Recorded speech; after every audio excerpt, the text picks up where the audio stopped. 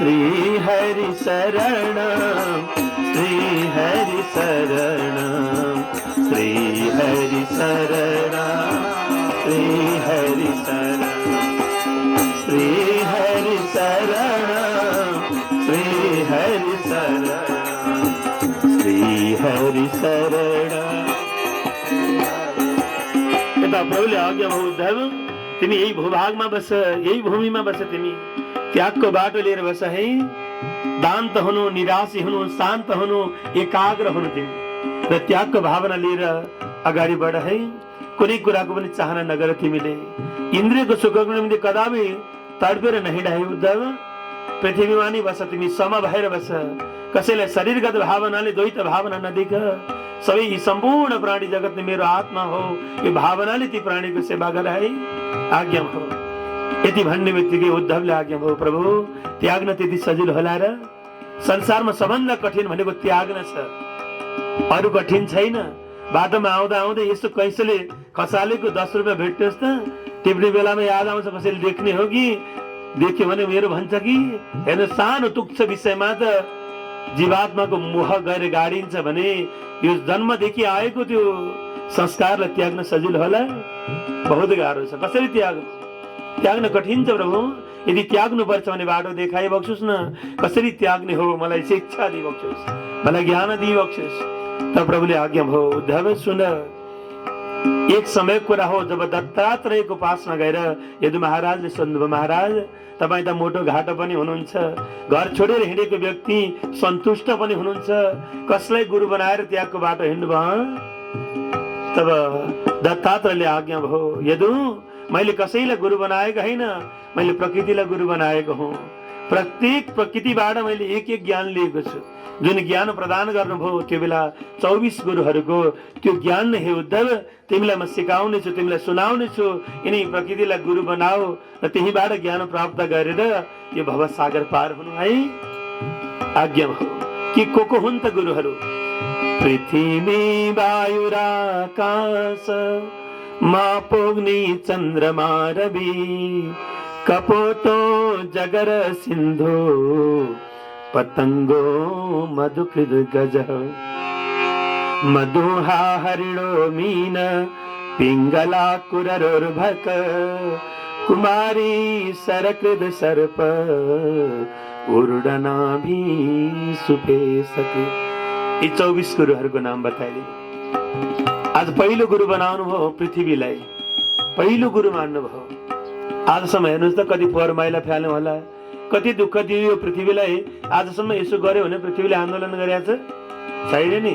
हामीलाई त अलिक कुरा चित्त नबुझोस् त हरिशरण मुर्दाबाद र जिन्दाबाद लाग्न थाल्छ, लाग्दैन? कति सहनशीलता छ। त्यसैले पृथ्वीबाट मैले सिकेको पहिलो ज्ञान हो सहनको पाठ। र मेरो पहिलो गुरु हो आमा भन्नु। हेर्नुहोस् त, आमाको काखमा बस्दा कति मलमूत्र त्याग्नु होला, कति दुःख दिउँ होला, कति प्रहार भयो, तर पनि मेरो सन्तानले यसो गर्यो भनेर कहिले पनि आमाले कदापि अस्त्र उठाएनन् आमाबाट। त्यसैले मैले पहिलो सिकेको सहनशीलताको पाठ हुनाले पहिलो गुरु भनेको आमा हो, पहिलो गुरु। दोस्रो, वायुलाई पनि मैले गुरु माने। अब वायुले के गर्छ? यहाँ चाहिँ फोहोर रहेछ, म जाँदै जानु, त्यहाँ चाहिँ बगैँचा रहेछ, बास्ना आउने रहेछ, त्यहाँ गएर अखण्ड बस्छु भन्छ? भन्दैन नि। त्यस्तै हामीले पनि यो चाहिँ रिस उठेको मान्छे त्यहाँ चाहिँ जाँदै नजाउँ, यो चाहिँ ज्यादै प्यारो, त्यहाँ चाहिँ सधैँ बसौँ कहिले पनि भन्नु हुँदैन। सबैलाई बराबर गरेर जहिलेसम्म हिँडिँदैन तबसम्म जीवात्मा कदापि पार हुन सक्दैन है। त्यसैले वायुबाट सम देख्ने यो बाटो मैले ज्ञान प्राप्त गरेँ। आकाशलाई पनि मैले गुरु माने भन्नु। यहाँ हेर्नु त चन्द्रगिरीमा त्यहाँ आकाश सिद्धि जस्तो लाग्छ होइन? त्यहाँ गएर हेर, उता त्यतिकै आकाश देखिन्छ। आकाश जति पर गयो त्यति व्यापक छ। त्यस्तै हामी भन्छौँ नि कोही मर्यो भनेर, मरेको होइन, त्यो आत्मा त कदापि अन्त हुँदैन, कदापि नष्ट हुँदैन, ऊ त व्यापक छ, केवल देखिएन तब हामी भन्छौँ मर्यो, ऊ त व्यापक रूपमा भएको अन्यत्र कहीँ उदाइसक्ने छ। त्यसैले आत्माको स्वरूप व्यापक हो। यो ज्ञान सिके मैले आकाशबाट, र आकाशलाई पनि मैले गुरु माने भन्नु। जल पानीलाई पनि मैले गुरु माने। बग्दै आएको पानी खरेले कति बगाउँछ, तर लिएर हिँड्दैन नि, सबै छोड्दै छोड्दै छोड्दै जान्छ। त्यस्तै जीवनमा कहिले दुःख आउँछ, कहिले सुख आउँछ, कहिले आनन्द हुन्छ, कहिले के हुन्छ, सबै कुरालाई जीवनको भोगाई भनेर बिस्तार छोड्दै छोड्दै छोड्दै जाऊ, एक दिन अमृत तत्त्व भेटाउनेछौ। यो ज्ञान सिके मैले पानीबाट र पानीलाई पनि मैले गुरु माने भने। यसै गरी अग्निलाई पनि गुरु माने, आगोलाई गुरु माने। किन होला? बिहान हवनमा के चढाउनु भयो तपाईँहरूले? अहिले गएर खोज्नु त भेटाइन्छ। सबै एउटै रूप रङ्ग भेटिएन खरानी हुन्छ। त्यस्तै जीवनमा कहिले तुषारपात आउँछ, कहिले प्रेम हुन्छ, कसैले अपमान गर्लान्, कसैले। तर ती सबै कुरालाई एउटै रूपले पचाउँदै पचाउँदै जुन दिन जान्छौ नि, त्यो दिन नि तिमी जगतमा विजय हुनेछौ है, ताकतदार हुनेछौ। यो ज्ञान सिके मैले अग्निबाट र अग्निलाई पनि गुरु माने। यसै गरी चन्द्रमालाई पनि गुरु माने भन्नु।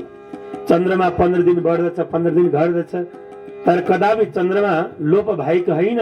त्यस्तै आत्मा कहिले देखिन्छ, कहिले आत्मा अदृश्य हुन्छ। त्यसैले कदापि जीवात्माको मृत्यु हुँदैन है, आत्माको मृत्यु हुँदैन है। यो ज्ञान सिके मैले चन्द्रमाबाट र चन्द्रलम्मालाई पनि मैले गुरु माने। सूर्यलाई पनि मैले गुरु माने भन्नु। सूर्यलाई किन गुरु मानेको होला? आज चाहिँ मलाई अल्छी लाग्यो, 9 बजीसम्म सुत्छु भनेको छ सूर्यले? छैन नि। आज चाहिँ मलाई निन्द्रै लागेन, 2 बजे उठ्छु नि भनेको छैन होला? छ त छैन। आफ्नो नियममा हिँडिराखेको छ। उदाउने बेला उदाउँछन्, अस्ताउने बेला अस्ताएरै छोड्छन्। त्यसैले जो आफ्नो नियम र अनुशासनमा बस्छ नि, त्यो नि पूजनीय हुनेछ। जो अनुशासनबाट पतित हुन्छ, त्यो नि पशुतुल्य हो। त्यसलाई कसैले गर्दैन। त्यसैले हाम्रो सबभन्दा ठुलो गहना भनेको अनुशासन हो। यो ज्ञान सिके मैले सूर्यबाट र सूर्यलाई पनि मैले गुरु माने भन्नु। परेवालाई पनि गुरु माने।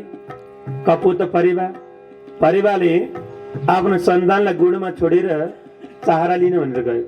आउँदाखेरि एउटा सिकारीले जाल फिँजाएछ, परिवार सबै त्यहीँ परेछन्। अब बाहिर बसेर रुन लाग्यो, म अब यी बिना कसरी बाँचौँ, म यी बिना कसरी बाँचौँ। रुँदै थियो, अर्को सिकारी आयो, जाल हाल्यो, त्यसलाई पनि जालमा फसायो। त्यसैले कोही कसैको ठेका लिएर आएको छैन, सबैले आफ्नो गन्तव्यको टिकट काटेर आएका छौँ। सबैले आफ्नो पालो आएपछि जानुपर्छ। फलानु बिना म बाँच्न सक्दिनँ कदापि भन्न मिल्दैन। सबैले जानै पर्छ, कदापि रोकिन मिल्दैन। यदि वस्त मोह गर्छ भने त्यो नि कालको फन्दामा फस्नेछ। यो ज्ञान सिके मैले परेवाबाट र परेवालाई पनि मैले गुरु माने भने। यसै गरी अजगरलाई पनि गुरु मानेको छ। अजगर एकै ठाउँमा लड्छ, चेष्टा गरेर जाँदैन, जे पाइन्छ त्यसैलाई खान्छ, तृप्त हुन्छ। हामीलाई पनि भगवानले जन्म दिएको छ भने पाल्ने जिम्मा पनि उसैको हो। ज्यादा चेष्टा नगर। यो ज्ञान सिके मैले अजगरबाट र अजगरलाई पनि मैले गुरु माने। यसै गरी समुद्रलाई पनि गुरु माने। हिरा मोती मडी माणिक्य जति छन् सारा समुद्रमा छ। तर आजसम्म समुद्रले देखाएर हिँडेको छ मसँग यो छ भनेर? आफ्नै गर्भमा राखेछ। तिमीसँग भएको कुरा राख न, किन जगतलाई बेकारको देखाएर मै हुँ भनेर अभिमान गरेर हिँड्छौ? त्यसैले समुद्रबाट गाम्भीर्यता सिके। जतिसुकै धन अभिमान ऐश्वर्य भए पनि अभिमान कदापि नगर्नु, अभिमान नै नष्टको कारण हो।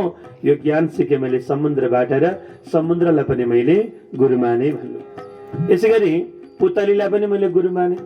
अब पुतली के गर्छ? जब उज्यालो देख्छ नि दौडेर आउँछ, यसो छुने बित्तिकै प्राण गइहाल्छ। त्यसैले ज्यादा राम्रो देख्ने बेला दौडेर नजानु, त्यो काल हुनु पनि सक्छ। बाहिर स्वरूप देखेर हुँदैन, उसको हृदय हेर्नु पर्दछ। यो ज्ञान सिके मैले पुतलीबाट र पुतलीलाई पनि मैले गुरु माने।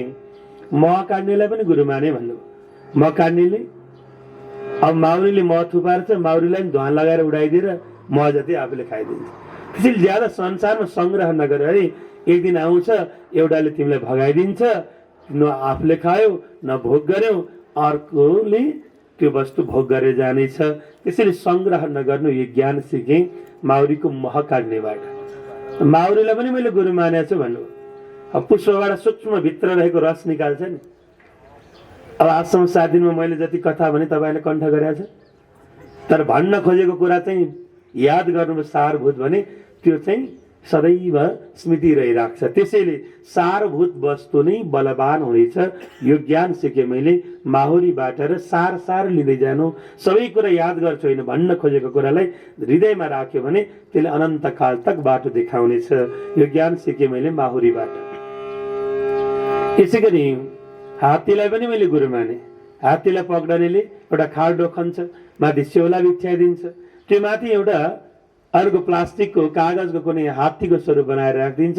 ए हात्ती भनेर जब विषयमा जान्छ अर्को हात्ती त्यो खाल्नुमा पर्दछ, माउतीले पकडन्छ। त्यसैले विषयको सेवन ज्यादा नगर्नु, तिमी कालको फन्दामा पर्नेछौ, बन्धनमा पर्नेछौ। यो ज्ञान सिकेँ मैले हात्तीबाट। यसै गरी हरिण मृगलाई पनि गुरु माने भन्नु। मृगलाई शिकार गर्नेले जङ्गलमा गएर अत्यन्त मिठो सङ्गीत बजाएर बस्दिन्छ। त्यो सङ्गीत सुनेर मृग लट्ठ हुन्छ, अर्कोले आउँछ बाण हान्छ, तक्षणै मृत्यु हो।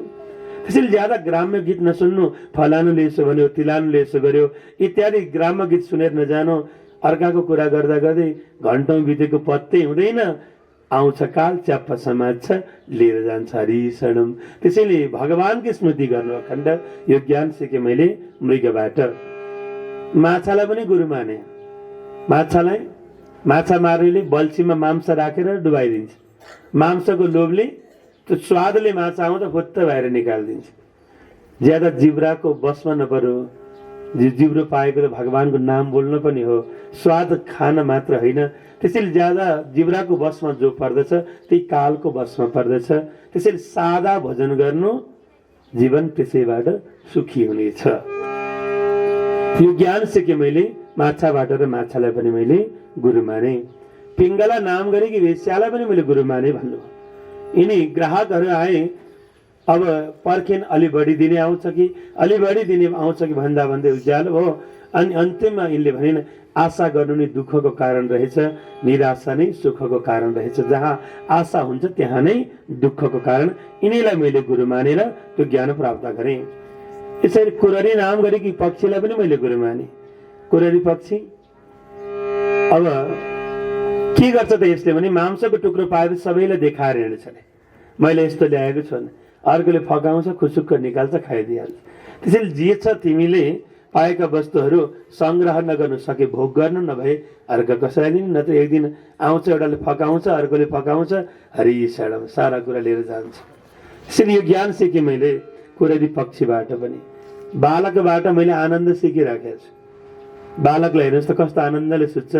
कहाँबाट कमाएर ल्यायो यो पनि दुःख छैन, के गरी ल्याउने यो पनि मतलब छैन। भोक लागे रोइदियो, निन्द्रा लागे सुतिदियो, कति आनन्द छ। त्यसैले जीवनमा त्यस्तै आनन्द लिन सिक्नु। यो ज्ञान सिकेँ मैले बालकबाट र बालकलाई पनि मैले गुरु माने।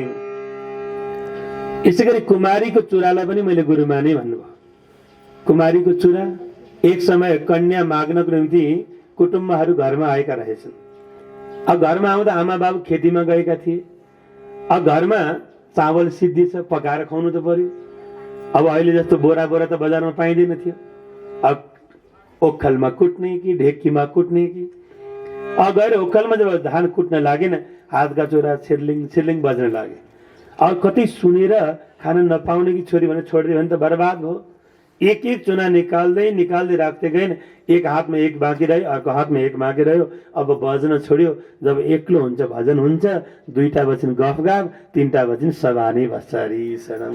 त्यहाँ भजन भन्ने कुरा हुँदैन। फेरि भगवानको भजन गर्दा एक्लो भावले सदैव गर्नु। यो ज्ञान सिकेँ मैले कन्याको चुरीबाट। चुरीलाई पनि मैले गुरु माने। बाण बनाउने कामीलाई पनि मैले गुरु माने भन्नु। बाण बनाउने कामी अब तीर हेर्नुपर्छ, धार हेर्नुपर्छ। त्यसै बेला उनी काम गर्दै थिए। अगाडिबाट राजाको सवारी गयो, बाजा बजाएर। पछाडि कोही व्यक्ति आएर भन्छ, महाराज यो बाटो राजाको सवारी गएको देख्नुभयो भनेको मलाई पत्तै छैन भन्छ। त्यस्तो बाजा बजाउँदा नै तिमीलाई थाहा छैन भन्दा म मेरो काममा तन्मय थिएँ, मलाई केही पनि पत्तो भएन। ओहो, काम गर्ने हो त यसरी पो गर्ने हो। जहाँ तन्मय हुन्छ त्यो काम सिद्ध हुन्छ, जहाँ चञ्चलता हुन्छ त्यो काम अवश्य पनि बिग्रने छ। त्यसैले कार्य गर्दा एकाग्र भएर गर्नु। यो ज्ञान सिकेँ मैले कामीबाट र कामीलाई पनि मैले गुरु माने। सर्पलाई पनि मैले गुरु माने भन्नुभयो। सर्पले आफ्नो घर बनाउँदैन, तर मुसाले जब घर बनाएको हुन्छ नि, मुसालाई नि भगाएर त्यो घरमा गएर अड्डा जमाएर बस्दिन्छ। त्यसैले ज्यादा घर भनेर सङ्ग्रह नगर्नु। एक दिन काल आउनेछ, तिमीलाई नि भगाइदिनेछ, त्यो घरमा त अर्कै आएर अड्डा जमाउनेछ। त्यसैले यो ज्ञान सिकेँ मैले सर्पबाट र सर्पलाई पनि मैले गुरु माने भन्नु। त्यसै गरी कुमालकोटीलाई पनि मैले गुरु माने। कुमालकोटी अर्काको बच्चा ल्याएर थुनिदिन्छ।